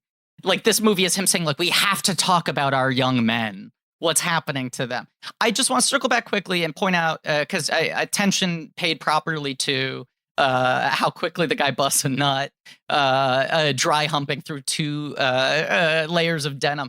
We forgot to mention that it also happens outside of her apartment. Immediately after she has told him that they can't hook up, like he starts to sort of go like for her shirt, and she goes like, no, not out here, not in the hallway, like I live here. But then she initiates them simulating like doggy style sex. Yes. And takes it all the way to the limit and delays it until he'll agree to go to night school. That was a strange scene. She's good at that scene though. She's put in work at that scene. She was very successful. Can I mention one other thing? Because we said we talked about the Channing Tatum and Hathaway film. He has other movie posters and other movies. Did anybody take note of like who else was in? I think Cuba Gooding Jr. It's Cuba, yes. Hold on, I had the list here. Is John Krasinski in the poster? A guy who pulled this off much better than he did. No, those guys, imagining the fucking bull sesh of Krasinski and Jogo chopping it up has me on the brink of suicide. But he did it with A Quiet Place. Like because you have to do a genre movie. This is the mistake that Jogo made. But he missed first. He did Away We Go. He did Brief Conversation with the Hideous Men. That was his mistake. And they gave him more bites at the apple because his sitcom was bigger than Third Rock. But yes, exactly. That's the thing. Like Krasinski knew when to strike out on a smaller level, right? Away from the spotlights before he was ready to make the commercial play. And Jogo wanted the weird early one to also be The Graduate, you know? Yeah. Saturday Night Fever. I mean, that's what he's going for. He's like, this is the story of like a blue collar guy, and look, he's got some problems, but like he's gonna figure it out. I don't know. Like that seems to be the big pitch. You have to imagine though, at this moment in time, people would have said like, I feel bad for Krasinski. You know, like Jogo just did exactly what he was trying to do, Right. and Krasinski's never going to be able to recover from a brief interview with his fans. The one thing I want to talk about in specifics briefly before we get to the box office game, because Sean, you mentioned this movie feeling like him gunning to do Captain America and have to talk about respecting the source material and stuff. I believe the first thing he signs on to after this is to do Sandman. He's going to do Neil Gaiman's Sandman. Oh, yeah. Often thought as one of the most unadaptable properties. And it's like, I think I have a take. I know how to make it work as a movie. I'm doing it at Warner Brothers. He does the interviews where he's like, look, it's a big responsibility. We're trying our hardest. We're going to have to take some major narrative jumps. You know, we're going to adapt it. It's a different medium. It's not going to be 1-to-1. But he was going to Direct and star. correct. The other two things that he signs up to do, where he was a little more wishy-washy of like, he's signing on as a producer, he's developing the script, he hasn't decided yet if he's going to star, direct, or both, is Little Shop of Horrors. He wants to remake Little Shop of Horrors, playing Seymour, and he wants to do Fraggle Rock like Jason Segel did the Muppets. And those are the three he sets up, and none of them come to fruition. You talk about him sort of just disappearing for 4 years after this. It also felt like he was like, the next move is the most important one.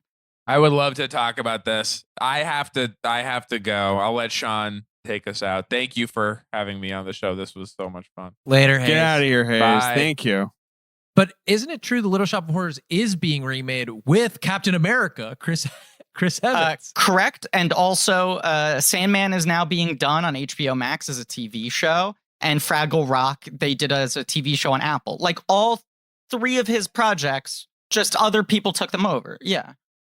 Just it reminds me, and talking about directors doing a movie like this and then signing up for a franchise next. When we went to see Don't Think Twice in theaters, there was a Q&A afterwards where somebody asked Birbiglia, like, you know, now that you've directed your second movie, like, have you thought about directing like a big franchise, like directing a comic book movie or something?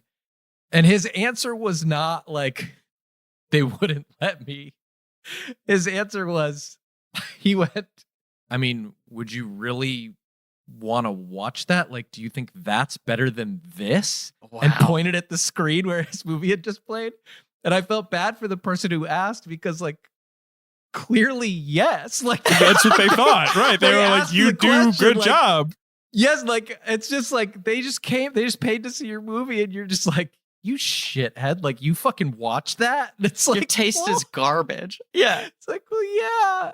I mean, I've tried to dig up the video and I can never find it, but I've pulled up a bunch of the excerpts and sent them to David over months. But there's an interview that Jason Reitman did, I think, when he was promoting Juno, or right after Juno, on Stern, where he talks about all the big franchise movies he turned down, like doing Justice League and stuff, and was just like, I mean, can you imagine how boring it would be if I made one of those movies? And then they were like, what about Ghostbusters 3? Would you do Ghostbusters 3? And he's like, I would make the most boring Ghostbusters film of all time. It would just be guys talking about busting ghosts, and you'd never even see the ghosts on screen. Yeah, he made it sound like it'd be a fucking art movie where people are just in a coffee shop or whatever. You're like, yeah, that's my kind of energy. Right. And like coming off of Juno, which was a major fucking blockbuster, acting like, I'm so esoteric, I couldn't even get my head around making something he was geared up populist. for Labor Day, man. Yeah. Yeah, Yeah. he was in Labor Day mode. And then to just see like the gunner seat in the Afterlife trailer. I think that Josh Brolin saying, let's put a roof on this house in the movie Labor Day, as he like puts his arms around Is it Kate Winslet?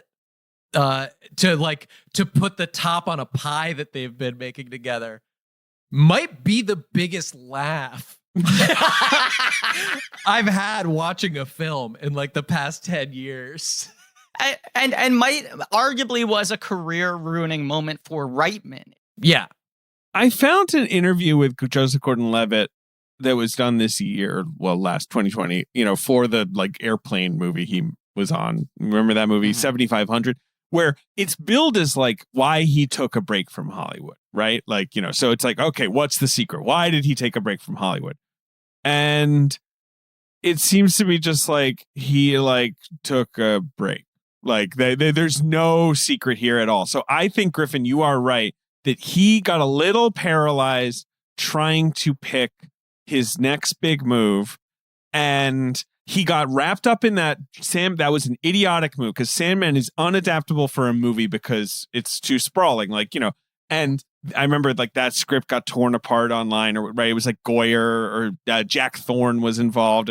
And like, so he's like, okay, I don't want to. He made the right decision to be like, fine, forget it. I won't do this. But that probably eats up a year. David, are you still going to the post office? You fool. Are you still paying full price for postage? You rube.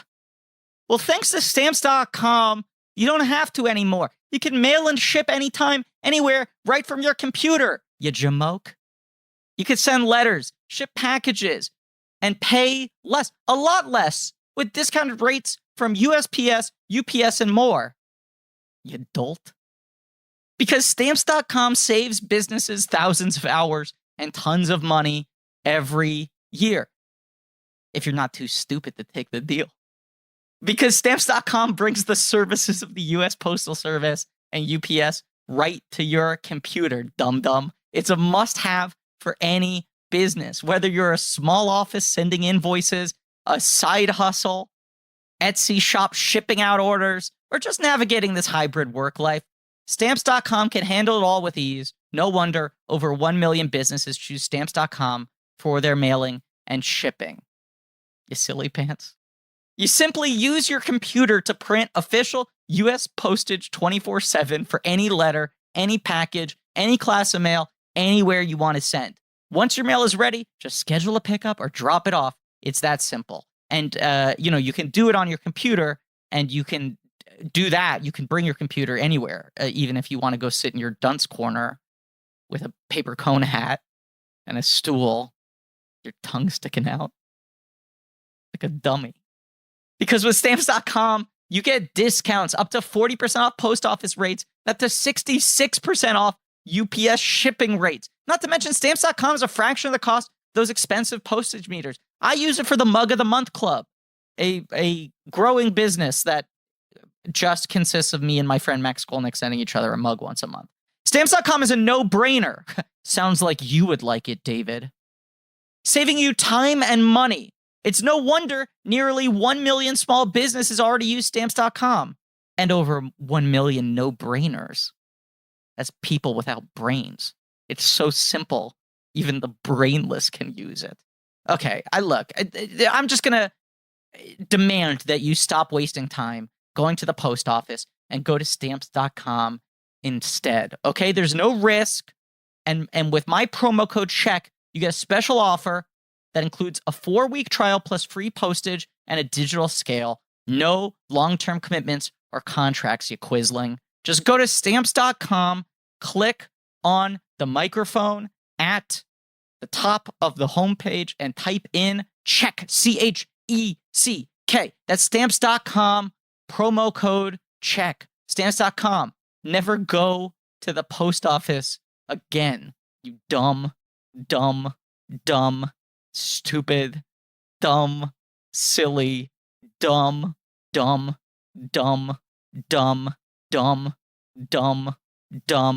person. And just to be clear, I'm only saying that to David. I'm not saying that to our listeners. I respect all of you and think you're very smart, but David's been really, really stupid about this recently. I have a friend who is friends with like a real true blue, like A-list actor trying to figure out what specifics I can give because I don't want to like share too much. Not like I'm plugged in, but just that like this. So basically, the person had done a string of like really well received indies and gotten to the point where they were like, it was like, now you get to be the lead in a big franchise film. And they were offered 3. And the 2 they did not take were Thor and Avatar. Wow. Jesus. And the movie they took was such a tremendous bomb and money loser that they then had to go back down to indie films for like 8 or 9 years before it was like, okay, now you can make an A-list movie again, you know? And I know that they got offered like big paychecks and big movies then coming up and were totally fucking terrified to sign on for something. Cause it's like 3 or 4 years of your life. Like if you're making like a big special effects, like huge budget type movie, and then when it comes out, then if you picked the wrong one, you're just like, now I have to like, all my credibility's gone based on this thing. So I'm sure Joseph Gordon-Levitt knows a bunch of people and has seen that happen to people. Yeah, it's arguably the most fundamental decision is like the first major step you make. If the first one works, you can recover from the second one being a misfire. Yeah. You know, but if the entrance like, is well, sometimes they hit, sometimes they miss. Right. You can't be like Taylor Kitsch, you know? Like you can't like enter the arena with Battleship and John Carter. You're done. You also can't have that thing where you have 3 movies, none of them hit in 1 year, and then the joke is, enough with this guy. Like you can't have that, which is a Taylor Kitsch thing for sure. We should mention the one final thing in the Joseph Gordon-Levitt equation is he was like number 2 by all accounts for Ant-Man and Guardians of the Galaxy. Right. And I believe with Ant-Man, they chose Rudd over him. And with Guardians of the Galaxy, he turned it down. Right. The only other thing in this interview I could find, which was an incredibly anodyne interview, is just that he spent time with his kids, and he did have 2 kids in the last few years, so maybe that's part of it as well. Sounds good. Let's play the box office game, though, Griffin, because this is a wild one. This movie came out September 27th, 2013. So in that prime, like not prime, in that sort of like beginning of Oscar season slot that is for a bad movie, the Goldfinch slot, you know, that kind of like, yeah, Oscar season begins now with Don John. And everyone's like, okay, well, so Oscar season starts in 3 weeks. It's like, yeah, but you know, whatever. You can get warmed up if you want. The other factor there is if you look at that deadline piece about Relativity buying the movie, it was outlined like 2,000 screens, $25 million P&A, summer release. And releasing it beginning of September is like, we no longer have the confidence that this could be a summer sleeper hit. We also lack the confidence that this could be an awards play. Let's split the difference. It's sad but true. Number 1, though, Griffin, is an animated film, and I knew a movie you like a lot. Hotel Transylvania? No, it's a sequel. It's opening on 4,000 screens. That's crazy. It's not HT2? It's not a Transylvania. No. Wow. No, sir. I wish I could check in right now. It's opening to $34 million. Maybe you don't like the sequel as much. I know you like the first one. Interesting. You know I like Cars the 2? first one. No, it's not Cars. It's not a Cars. I'm way off, huh? You got to understand. First of all, those were all summer births, okay? That's a big time summer franchise. Second of all, David will also have zero confusion as to whether or not I liked Cars 2 because I'm famous for saying that Cars 2 makes Cars 3 look like Cars 1. That's all. Everyone knows I say that. Oh, boy. Cars 2 only came out a couple years earlier. All right. Come on, Griffin. What's this animated film? $34 million. Sequel. $34 million. Diminishing returns sequel. Is it the last one? Or do they keep it going after this? Last one. 2 and done. Sequel. And I assume it's neither Disney nor DreamWorks. It's Sony. And there's a laugh line in this trailer that I love. Oh, I do like this movie, and it's embarrassing I didn't get this because I weirdly rewatched the first movie last night. It's Cloudy with a Chance of Meatballs 2. That's right. There's a leak in the boat, and then you cut to the leak, and he goes, That always gets me. Sean, have you seen Cloudy 2? No, I saw Cloudy 1, but I never saw Cloudy 2. Yeah. Exactly. Number 2, Griffin at the box. This is a weird top 5, Griffin. Number 2 is a drama, a very serious drama from a director who's getting big. He's about to be huge when this is sort of like. Is it Prisoners? It's Prisoners. Yeah. Kind of a hit. It opened big. It made like what, $80 million? I love that movie. I do too. I like it too. It's very serious. It made 60. David, 60 for that movie is humongous. It was super dark. That's one of the darkest movies to make over $50 million in the last 10, 20 years. And it's long. It's like 2 hours and 25 minutes, right? It's like really long. And do you get the sense that they shot enemies simultaneously? Like that was just their days off that he was making that movie? It almost feels like they were reusing the same sets, Like, yes. No, I think Prisoners is great. I love that movie. Prisoners is a lot of fun for a movie that's very much no fun. Number 3 is the best movie made by this director in many years, a veteran Hollywood filmmaker who made one of his worst movies this year. Ooh. He's actually had a really tough run post this, but it's a biopic. It's a sports movie. I really like this movie. This isn't Stronger. No, although I do like that. That's later. That's it also feels like you're describing Sully, but that's obviously years later. No, sports movie. I know. Up until sports, it sounded like Sully, though. Right. I know the year was wrong. I don't want anyone to question my Sully bona fides. But the director of this movie made maybe his worst movie this year. And this guy has made some not very good movies. In 2020, you're saying? 2020. Yeah. Okay. Maybe his worst movie in 2020. This is a sports biopic. This is a good one. This is sort of his best in a while and his last good one. Why am I not thinking of this? Who made like a roundly mocked movie that still might get like Oscar attention in 2020? Oh, it's Rush? It's Rush. The movie is Rush. Oh, the bad movie, of course, is Hillbilly Elegy. Rush is good. Rush is good. I liked it. Yeah, I saw that on a plane as well. Man, what a flight. That felt like, Ron Howard's got a second wind. He's maybe entering an interesting period. Yeah. Oh, right. And it was also just like, Ron Howard's still going to try and make grown-up, mid-budget dramas like, and because he's been around long enough, like, that's fine. He'll keep that going, right? And then, since then, he's done In the Heart of the Sea, Inferno, Solo, and then Hillbilly Elegy is kind of the first one since, and that thing stinks to high heaven. Yeah. It's so bad.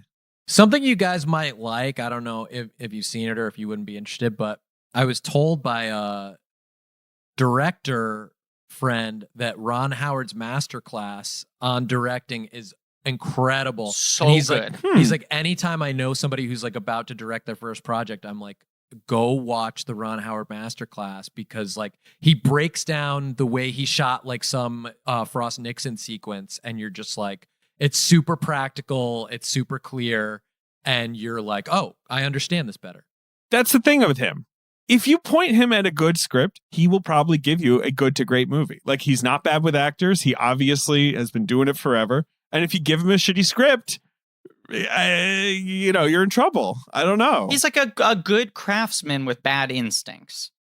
Yeah, I guess so. I don't know. He seems very nice. I remember like when he took over Solo, it's such an like weird fraught situation, and he just always seemed like he's like, oh, I'm having a lot of fun making a Star Wars movie, and then like came out, no one liked it, and he was just like, well, all right, Well, I'm just trying my darndest here. All right, Griffin. I don't know if you're going to get number 4. Okay, this is a comedy. Can I just say, I'm sorry, I just move back one step. The other interesting thing about Rush is that is the one moment where Chris Hemsworth is like, cool, I'm a movie star now. Let me use my clout to try to bring the adult drama back. And it's like Black Hat, Rush, In the Heart of the Sea. Yeah, well, that's the thing. It's 3 movies, right? He gives it a real shot, and then he's like, cool, Ghostbusters, Men in Black, 8 more Marvel movies, put me in every franchise. You guys mentioned Black Hat a lot in the last episode I just listened to, an older one. Do you guys like that movie? Is that good? Love it. Yeah, movie fucking rules. I thought it looked good, but I just never saw it. But I'll watch it. Yeah. We also use it as a metric for movies bombing. Like, does a movie make more or less than Black Hat? Yeah, right. It made $8 million and it cost $100. Don John made about 3 Black Hats, by the way. That was its final total. We use it like that. Yeah. Griffin, number 4. It's new this week. It's opening over Don John. It's eating Don John's lunch. Let's be honest. Don John's opening at 5. Opening at 5. Not great. Behind Cloudy with a Chance of Meatballs, Prisoners, Rush, and this. Like, not behind, heavyweights, behind kind of middleweight things. This is it's an ensemble movie. It's one of those movies where the poster has like 40 people on it, just like a bunch of randos. Is it like The Big Wedding? It's like that, in that, sort of big ensemble, mostly black actors. I really forgot about this one. It's not Baggage Claim. It is Baggage Claim, Griffin. Baggage Claim, baby. Paula Patton, Derek Luke, Taye Diggs, Jill Scott, Boris Kodjoe, Trey Songz, Adam Brody, Tia Mowry, Lala Anthony, and Jaimon Honsu. Baggage Claim. I've never seen it. She's done flying solo, apparently. That's the tagline. Yeah, that's the concept. That's sort of the conflict. Yeah. But it's just like the poster's literally just like it's 12 people and they all have a different pose. Hands on hips, one hand on hip, opening shirt, hands folded. Like it's just it's a whole journey. Derek Luke's got his thumbs in his pockets. They're also in like 3 different quadrants. Three bands of people. Yes. I don't know if their stories are related though. Some of the people who are credited on the poster don't get pictures, but I think maybe also the opposite is true. Adam Brody, nowhere to be seen for sure. I don't know. Have you seen Baggage Claim? Absolutely not. And I like Paula Patton. Yeah. Right. It's the big Paula Patton movie post like Mission Impossible, along with Jumping the Broom. She was like, it was like, okay, well, let's make her a big star. And then she does About Last Night. She really, she gave it a shot. 2 guns. Got to shoot all that money. And then she's a person who had to take a couple years off listening and re-listening to the album Paula and deciding whether or not to get back with Robin Thicke. Isn't that a weird box office game? Don John's 5. And then you have Insidious Chapter 2, The Family, something called Instructions Not Included. Is that a Eugenio Derbez? Absolutely. We're the Millers and The Butler. That's the 10. I will say this is what kills these movies. Is like when people are just like, no, thank you. And then that's why Disney is like, okay, fine, we'll just fucking overload it with franchises. Yeah. Because like this is the last gasp of studios just like choking theaters with like these sort of like medium to bad, small to mid-budget movies. Like as much as I bemoan their loss, like a lot of these are not very good. Very true. And I know they're on the way out. They're in the bottom rungs of the box office chart after being out for weeks at this point. But The Butler and We're the Millers both cleaned up. Like that is the total exact hits thing they used to try to do. Can we make this for 30? Can it surprisingly crack 100? 100%. Those movies are both hits. They're both right 2 months into their runs or whatever. And like that's kind of it. Then there's horror movies. There's The Conjuring. There's Insidious. Like those are the other hit. The Heat is way down at the bottom here. But that's from like July hanging in there. Yeah. Yeah. I mean, I don't know. I was just trying to look for like actual hits in this genre. No, you're right. That box office chart represents like 5 genres that just don't get made anymore. Right. And, so you got next week, Gravity comes out. Don John falls 50%. It is not a word of mouth hit. Gravity. Mm-hmm. You guys want to hear a little story about Gravity? So I made a pilot a few years back that starred myself and Mr. Billy Zane. Wow. Hey. And it was right after Gravity had come out, and we were he wanted to have like a lunch at the Polo Club. And so I went with my friend Craig, who had created the show. And we sat down and we all like talked about movies for a while. And I was like, well, I really like Gravity. And he was like, here's my problem with Gravity. And I was like, what's Billy Zane? What's the note he's going to give on Gravity right now? And he goes, so George Clooney Mr. Cool, Mr. Smooth, like never seen him sweat, right? He starts getting sucked off into space. And the choice that he makes is just be like, you're going to be okay. It's all right. I'm with you. As this man is like dying and being sucked away, Sandra Bullock has him in her ear and he like still stays completely unflappable and kind of maintains this like Clooney style we all know and goes like, you've got this. You're tough enough. Like you'll figure it out.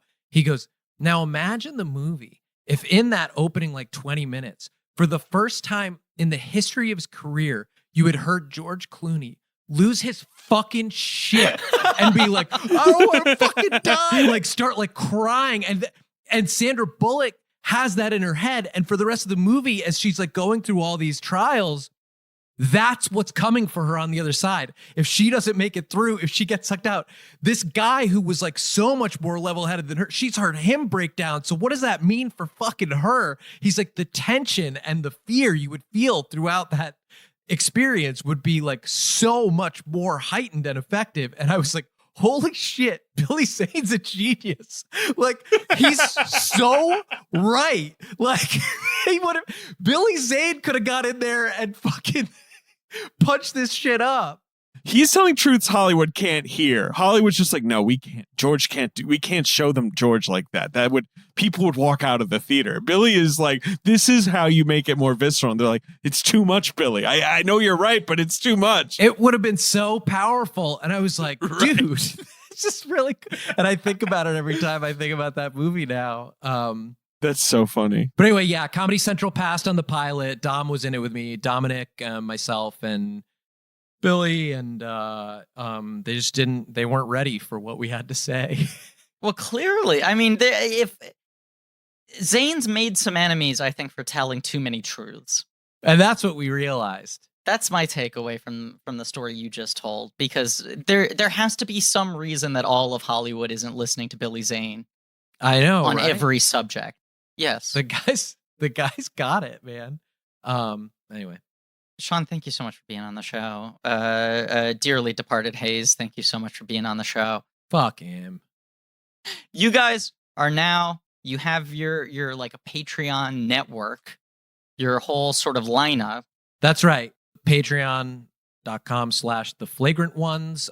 We have our show, The Flagrant Ones, up there, which is our show about the NBA. We also do Hollywood Handbook there, which is, I don't know what it's about. We have Hollywood Handbook, the pro version. Our friend Carl Tart does a show called Carl Calls His Cousin that is what it sounds like, that I've really been enjoying. Yeah, please go there and support us. We love you. We really love you. The Blank Check guys are using you. You specifically love our listenership. Yeah, the Blank Check listeners we are in love with, and we will treat you so good. We will respect you. I always feel very validated every time on any of your shows you guys reference the Graphion charts, because I like knowing I'm not the only person who monitors my performance on there so obsessively. You gotta check, yeah. But look, I'll just say this: 2020, huge summer for dirtbag right shows. I know. I feel like, including one called The Flagrant 2. Oh boy. And we're called The Flagrant Ones, and we were like, fuck, man, I think they got created after us and blew by us at one point. We were like, they're shit. like number 5. Holy shit, what is this? I know, it really kills us. There are a lot of podcasts with bad politics that I used to pat myself on the back for feeling like, yeah, but you know what? Proof is in the pudding. Look at how many more people care about our show. And all of them have just fucking taken me to town and folded me like laundry in the last year. No, they kicked my Happy Meal ass up and down Main Street, man. Forget it. I'll do one specific plug to build onto your plug for Blank Check listeners. I did an episode of Flagrant Ones last summer when sports were on hiatus and you guys shifted to talking about sports movies, where I came on and told stories about draft day. And I shared a story about Chadwick Boseman, and that will definitively be the last time I ever share that story publicly. It was probably our best episode, honestly. It was the one where we didn't talk about sports or basketball at all. Instead, talked about a movie. And really, we didn't talk much. We asked you questions. So that was our best episode. Please go listen. Fuck, I can't believe Griffin's been on the basketball podcast and I haven't. This is an outrage. I do have to listen to that. Yeah, that's got to be frustrating. We'll look forward to David on Carl Calls' cousin. Mm-hmm. Yeah, Carl should call me. And thank you all for listening. Please remember to rate, review, and subscribe. Thank you to Joe Bone and Pat Reynolds for our artwork. Thank you to Leigh Montgomery and the Great American Novel for our theme song. I want to say thank you to Marie Barty for our social media. And thank you to our editing team, Alex Barron, AJ McKeon. Go to blankies.reddit.com for some real nerdy shit. And check out our Shopify page for some real nerdy shirts. Next week, John Singleton, Boys in the Hood, correct? That's right. Starting a new miniseries, starting off strong. So tune in for that. And over on Patreon, we're talking about whatever we're talking about over on Patreon that has not been decided yet. A byproduct of us recording episodes 4 months in advance. Something cool. That's probably something really fucking great, like the Police Academy movies or something. It's probably something really thrilling. And as always, his name is Don John because it's like Don Juan. No, I didn't pick up on that. Yeah, I forgot to mention that. It's like he shot his career into tissue paper and threw it out in the garbage.